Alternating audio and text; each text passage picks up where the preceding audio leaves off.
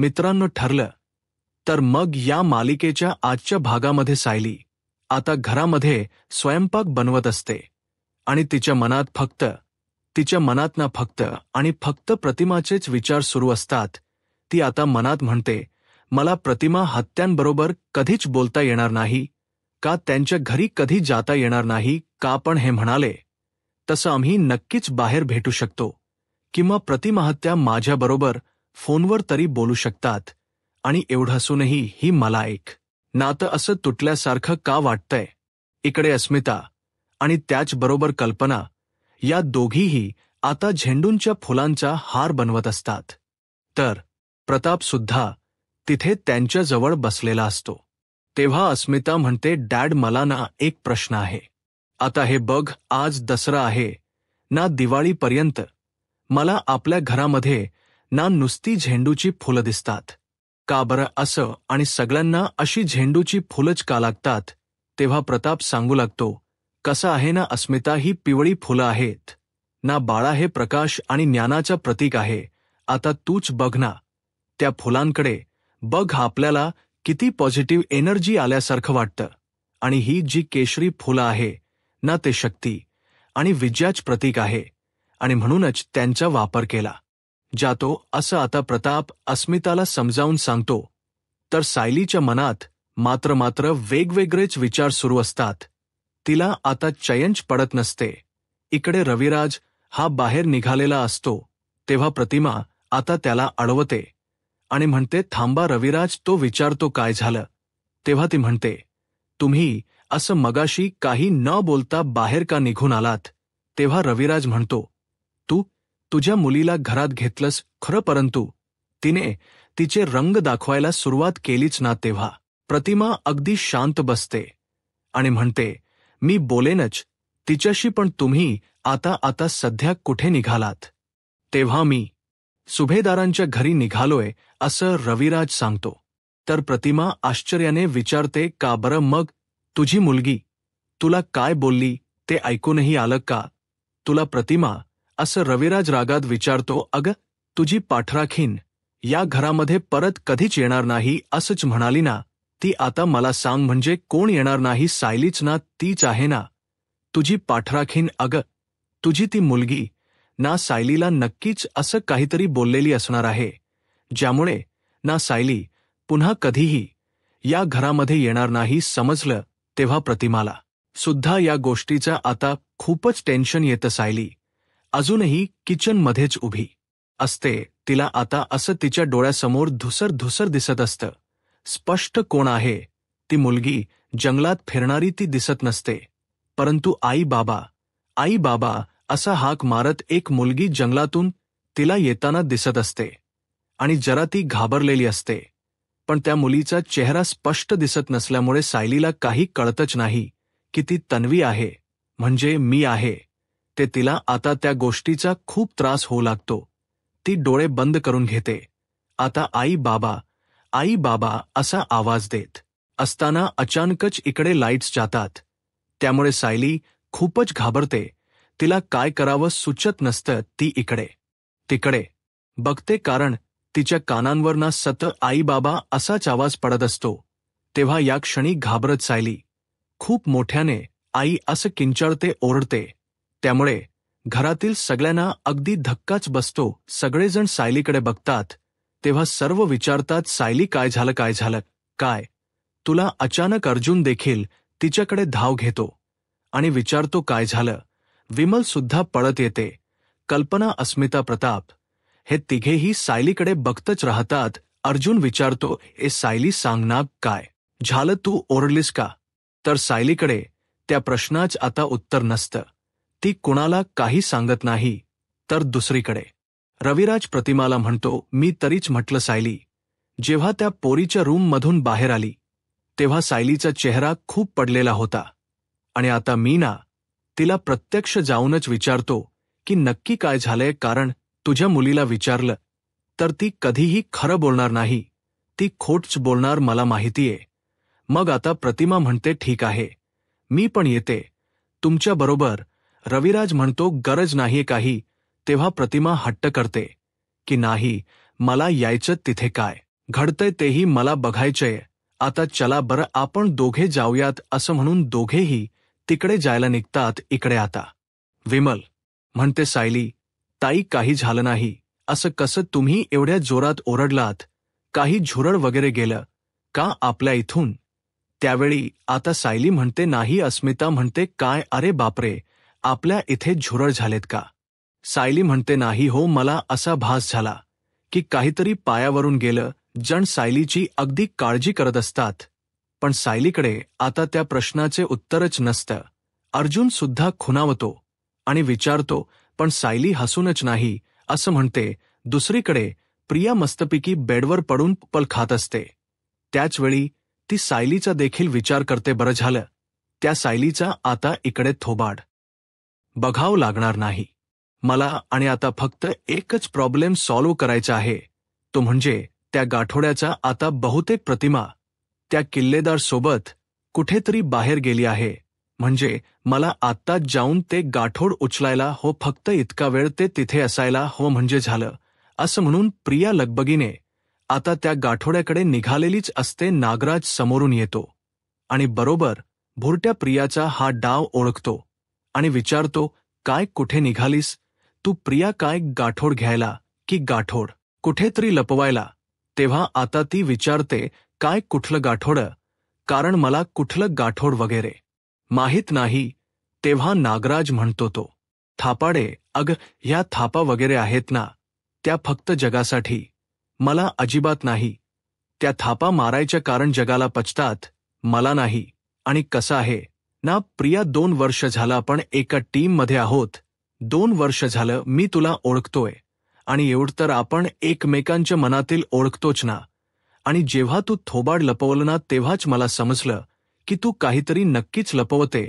खोट बोलतीये प्रिया रागातच विचारते. काय हो वागण बघून तर मला कळत नाही की तुम्ही माझ्या टीममध्ये आहात म्हणून. तेव्हा नागराज म्हणतो, सॉलिड हुशार आहे हा प्रिया, तू सॉलिड हुशार आहे असं म्हणून तो तिच्याकडे जातो आणि अगदी नजर रोखतच तिच्याकडे बघत रागात म्हणतो, कसं असतं ना अगं, एक टीम म्हटल्यानंतर पटनची ना एक जबाबदारी असते. म्हणजेच कालपवा आलेला पोरगाच पाणी देणारा असतो ना. तो जर असा कॅप्टनवर दादागिरी करणार असेल तर कॅप्टन काय करतो, मग असं उडवून टाकतो ना त्याला आणि बाजूला ठेवतो व एकटा पाडतो आणि याची सुद्धा काळजी घेतो की याला कोणी त्याच्या टीममध्ये घेऊच नये. आणि सेम टू सेम तुझं तसंच झालंय प्रिया असं म्हणून तो प्रियाला चांगलाच दिवसतो. तर मग ती रागातच त्याच्याकडे आता बघू लागते. तर दुसरीकडे अस्मिता, घरातील सर्वजण आता दस्यानिमित्त अगदी छान तयार झालेले असतात आणि म्हणूनच म्हणते की चला सेल्फी घेऊयात आपण असं म्हणून सगळेजण अगदी आनंदाने सेल्फी काढत असतात. समोर मोर आता रविराज आणि प्रतिमा येऊन उभे असतात. त्याचवेळी आता सगळ्यांचे लक्ष रविराज प्रतिमाकडे जातं. तेव्हा या रविराज प्रतिमा या आता कल्पना आणि प्रताप हे दोघेही म्हणतात. त्यावेळी आता प्रताप म्हणतो, अरे रविराज, मी तुला ना आता नंतर फोन करणारच होतो. कालचा कार्यक्रम एवढा छान झाला ना, त्याबद्दल पूजा खूप छान झाली हा, आणि अगदी प्रसन्न सुद्धा वाटते. तेव्हा विमल म्हणते, वहिनी मी सोन घेऊन येते हा. तेव्हा कल्पना म्हणते, हो आण पटकन. तेव्हा प्रतिमा म्हणते, नाही पण आम्ही सोनं घेऊन आलोच नाही, कारण निघताना लक्षातच आलं नाही. तेव्हा सायली प्रतिमाकडे आता बघत राहते. तिला असं वाटत असतं की कधी एकदा मी प्रतिमाच्या जवळ जाईन, आण तिला मिठी मारेन, परंतु असं काहीच घडलेलं नसतं. तेव्हा आम्ही एका वेगळ्याच कारणासाठी आलो आहोतच. आता रविराज म्हणतो, सायली पटकन तिथून जाणार. तर आता रविराज म्हणतो, थांब सायली. असं अचानक सायलीला थांबायला सांगितल्यामुळे सर्वांनाच प्रश्न पडतो, नक्की काय झालं असेल. अर्जुन विचारतो, सिनियर काय झालं नक्की? तेव्हा ते सायलीच आपल्याला सांगेन असं रविराज म्हणतो. तेव्हा सायली खूप घाबरलेली असते. रविराज तिच्या जवळ जातो आणि विचारतो, मला सांग सायली, नेमकं काय घडलंय ते इथे सांगणार आहेस की आमच्या घरी येऊन सांगणार आहेस? तर आता सायली हसते आणि म्हणते, रविराज काका, अहो कुठे काय घडलंय, काहीच घडलं नाही.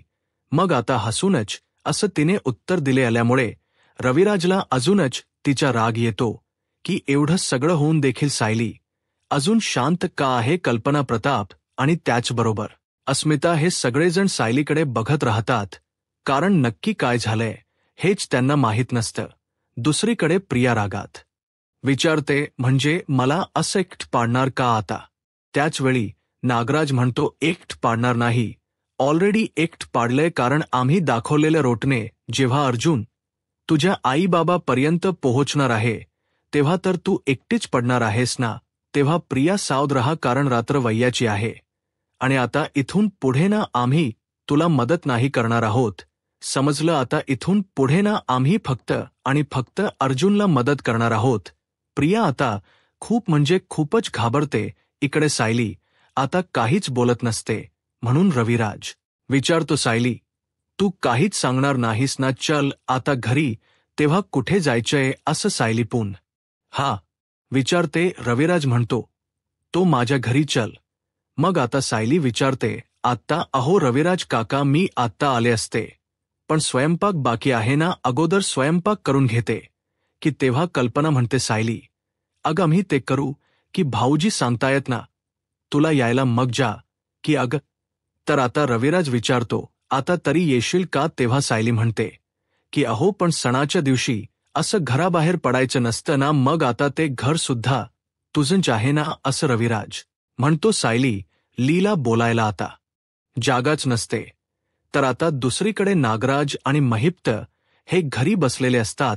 तेवढ्यातच पाटील तेथे येतो आणि जरा घाबरतच विचारतो, कशी आठवण काढली साहेब?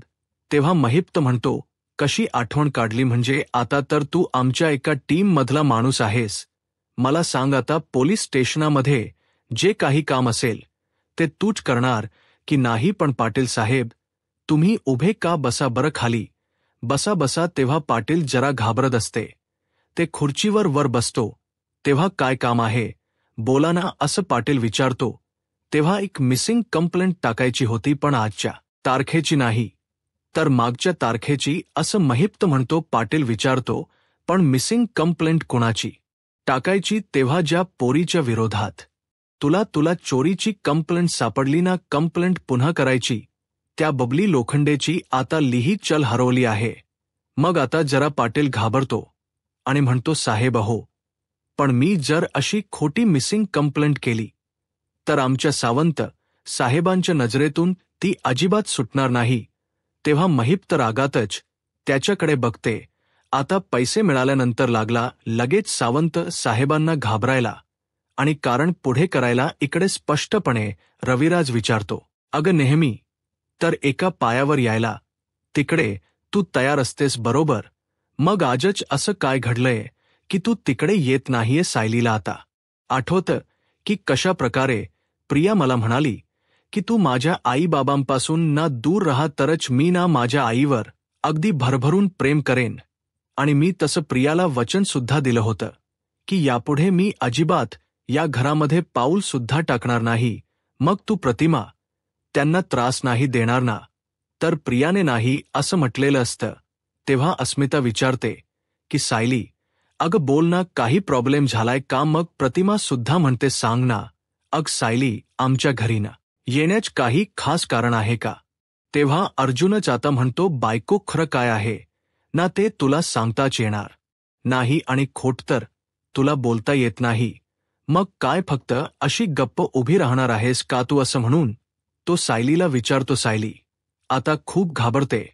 त्याचवेळी अर्जुन म्हणतो, सिनियर मी सांगतो आता नक्की काय झालंय. मग तो पुढे येतो आणि सर्वांना सांगतो, तन्वीने ना सायलीकडून वचन घेतले की सायलीना कधीच तुझ्या घरी पुन्हा येणार नाही. हे ऐकून सगळ्यांना आता खूप खूप मोठा धक्काच बसतो, कारण तन्वीला सायलीचा आणि आत्याचा बॉन्ड अजिबात आवडत नाही म्हणून आणि या दोघींना दूर करण्यासाठी तिने असं केलं. सिनियर असं जेव्हा अर्जुन सत्य सगळं सांगतो तेव्हा मात्र रविराज चार रागाचा आता अगदी पारात चढतो आणि काल रात्रीपासून सायली फक्त आणि फक्त याच विचारांनी अपसेट आहे की यापुढे तिला ना तुझ्या घरी येता येणार नाही.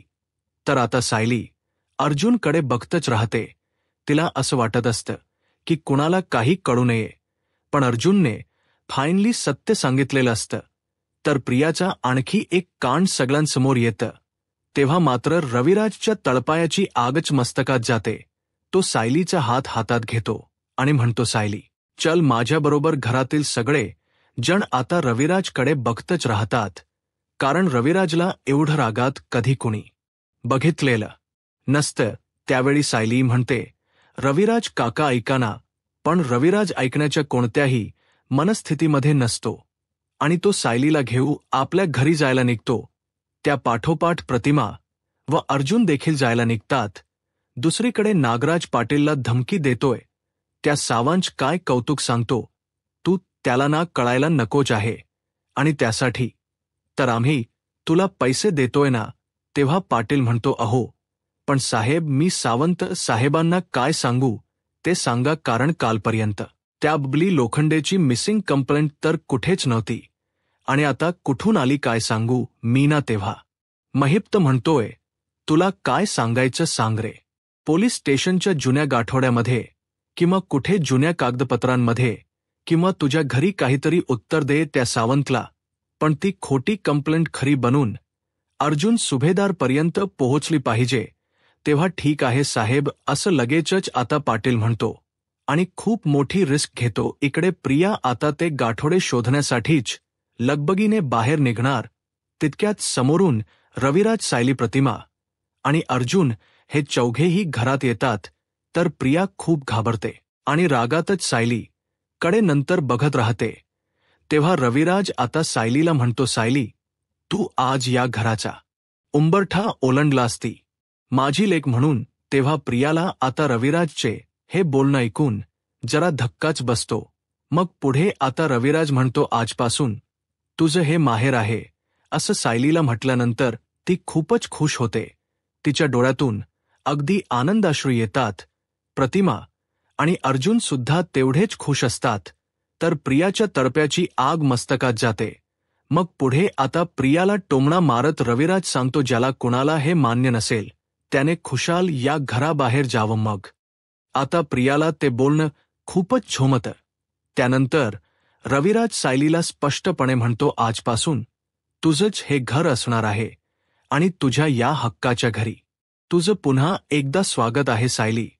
अर्जुन आणि प्रतिमा या तिघांनाही खूपच आनंद झालेला असतो. तर प्रियाचा चेहराच पडतो. सायलीच स्वप्न अखेरीस पूर्ण झालेलं असतं, कारण आता तिला या घरातून तरी कोणी बाहेर काढणार नसतं हे तिला चांगल्यापैकी समजतं. त्यामुळे ती आता रडत असते. तिच्या डोळ्यातून आनंद अश्रू येतात. तेव्हा रविराज म्हणतो, नाही सायली नाही, आता डोळ्यातून असं पाणी नाही काढायचं आणि तुला मी शेवटचं सांगतोय, हे घर माझा आणि प्रतिमाचा आहे. त्यामुळे या घरामध्ये कोणाला प्रवेश आहे कोणाला प्रवेश नाही हे फक्त आणि फक्त आम्हीच ठरवणार. तेव्हा सायली आनंदानेच म्हणते, रविराज काका माझ्या मनावरचं किती मोठं ओझ हलकं झालं म्हणून सांगू. तेव्हा रविराज हात पुढे करतो आणि म्हणतो, सायली मला अजून एक असं वचन दे.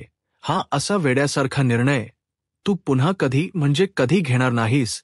अगं ज्या लोकांना या घरात काय या जगात सुद्धा अगदी शून्य किंमत आहे अशा कोणत्याही माणसाचं काहीही तू ऐकणार नाहीस. आता तसं वचन सायली लगेचच रविराजला देते. सायली म्हणते, मी वचन देते तुम्हाला रविराज काका, तुम्हाला किंवा प्रतिमा त्यांना त्रास होईल मी असं काहीही कधी करणार नाही.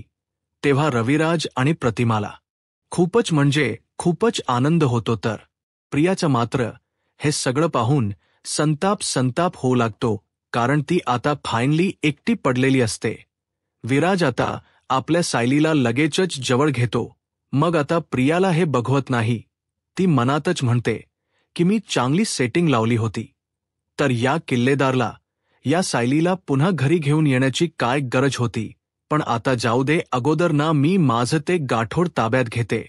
अर्जुन विचारतो, काय झालं तन्वी, आता काही बोलायचं नाहीये का तुला. तेव्हा प्रिया म्हणते, मी काय बोलणार, या घरचे तसेही निर्णय सगळे बाबाच घेतात ना आणि मी नेहमी ना त्यांच्या मतांचा आदरच करते. असो खोट बोलून ती सिंपथी मिळवण्याचा पुन्हा प्रयत्न करते.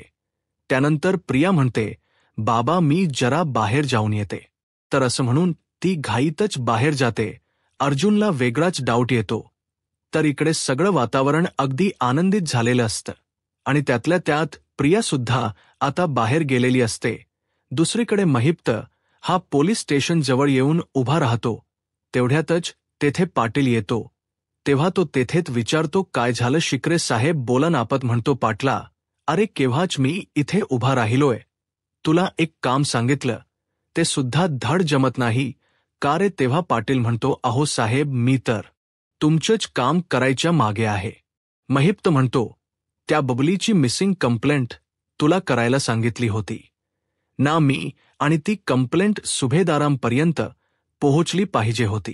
तेव्हा पाटील म्हणतो, एक ना जरा प्रॉब्लेम झालाय, कारण सावंत साहेब ना आज सुट्टीवर आहेत.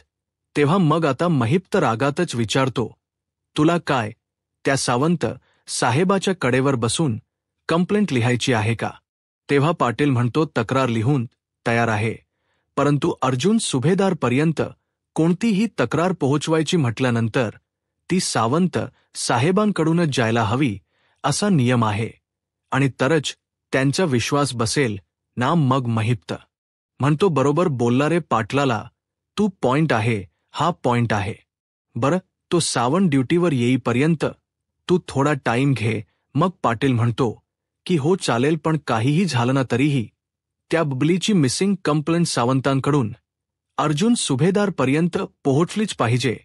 तेव्हा पाटील म्हणतो, हो साहेब नका काळजी करू. कडे प्रियाने ज्या ठिकाणी ते गाठोड टाकलेलं असतं फायनली त्या ठिकाणी ती आलेली असते आणि गाडीतून खाली उतरते. म्हणते की मी इथेच गाठोड टाकलं होतं आणि इथे तर कोणा माणसांची एजा सुद्धा नाहीये जास्त, म्हणजे मी जिथे टाकलंय ना तिथे ते गाठोड नक्कीच असू शकतं असं म्हणून ती आता लगेचच जिथे गाठोड टाकला आहे तिथे शोधण्यासाठी निघते.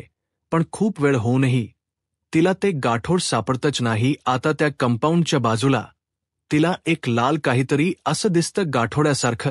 त्यामुळे ती खुश होते आणि काडीने ते असं गाठोड ओढण्याचा प्रयत्न करते आणि ते जवळ घेतल्यानंतर पुन्हा ती त्याच्यामध्ये चेक करते, तर त्यामध्ये काहीच नसतं. म्हणून प्रिया घाबरते आणि म्हणते, अरे बापरे, कुठे गेलं असेल माझं गाठोड.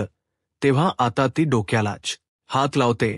तिला काहीही सुचत नसतं की नक्की कुठे गेलं असेल. एवढे प्रयत्न करून मी ते गाठोड महिपच्या घरातून चोरलं. त्याचबरोबर अर्जुनच्या भीतीने इथे फेकलं, पण आता कोणी नेलं असेल ते गाठोड असं म्हणून आता प्रियाचा पूर्णपणे डावच फसलेला असतो. तर आता मित्रांनो, पुढील भागामध्ये नागराज चांगलाच हात धुवून प्रियाच्या पाठीमागे ना आता लागलेला असतो. तो म्हणतो, मला सांग दागदागिने, चांगले कपडे, लत्ता, पैसे हे कोणी दिलं सगळं तुला, आणि आता मी तुला असं गिफ्ट आहे ना या जगात, तर तुला तसं गिफ्ट कोणीही देऊ शकणार नाही. मी ना आता तुला तुझ्या आईबापाची तोंड ओळख करून देणार आहे. प्रिया तेव्हा प्रिया आता खूपच घाबरते आणि नागराजच्या मोबाईलमध्ये तिच्या आईबाबांचा तो फोटो बघते. नागराज म्हणतो, तू रविराज आणि प्रतिमाची आईबाबा म्हणून ओळख सांगते ना सगळ्यांना हीच आहे तुझी खरी ओळख असा आता नागराज म्हणतो. तर प्रिया आता पूर्णपणे भीतीने घाबरते. दुसरीकडे अर्जुन सदाशिव लोखंडेच्या घरी येऊन पोहोचतो आणि म्हणतो, मला माझ्या बायकोसाठी ना ड्रेस शिवायचा आहे आणि हा ड्रेस कधीपर्यंत मिळेल असंही विचारतो. त्याचवेळी आता तो सदाशिव म्हणतो, सांगतो हा असं म्हणून तो आतमध्ये जातो. तर अर्जुन लगेचच आता फॅमिली खोटोकडे बघत राहतो. यूट्यूब चॅनलला सबस्क्राईब करा आणि व्हिडिओ लाईक करा. धन्यवाद.